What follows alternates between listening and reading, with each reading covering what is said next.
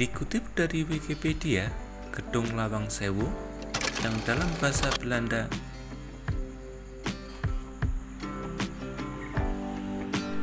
merupakan bangunan perkantoran yang terletak di seberang Tugu Muda, Kota Semarang, Jawa Tengah, yang dibangun sebagai kantor pusat Nederlands Indische Spoorwegmaatschappij atau NIS.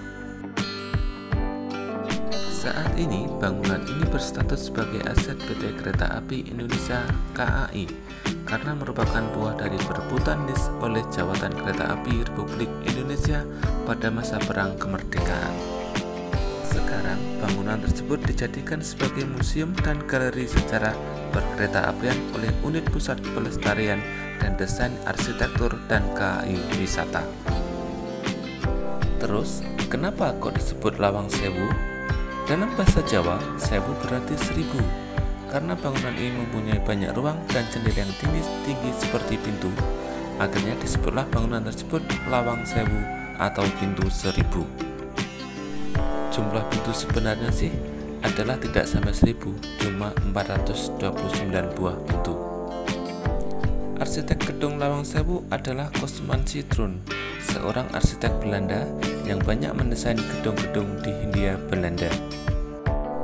Pembangunan konstruksi dimulai pada tahun 1904 dan rampung secara keseluruhan pada tahun 1919.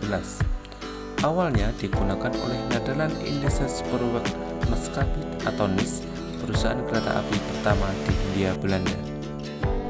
Jepang mengambil alih gedung ini pada tahun 1942 dan menjadikan ruang bawah tanah gedung sebagai penjara, bahkan untuk mengeksekusi mati para tahanan.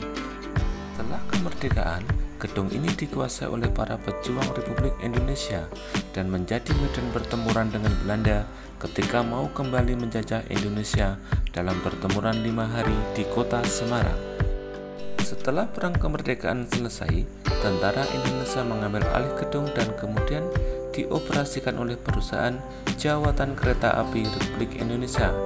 Pada tahun 1992, gedung ini ditetapkan sebagai cagar budaya.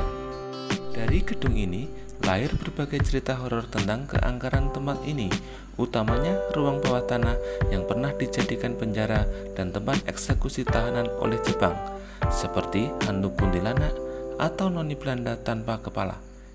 Serem juga ya. Tapi, sejak dibuka dan diresmikan oleh Ibu Ani Yudhoyono pada tanggal 5 Juli 2011, gedung ini sudah menarik banyak pengunjung atau wisatawan yang datang, bahkan mencapai 1000 orang per hari.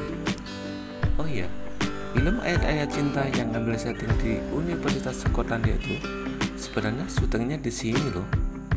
Gimana? Kalian tertarik berkunjung?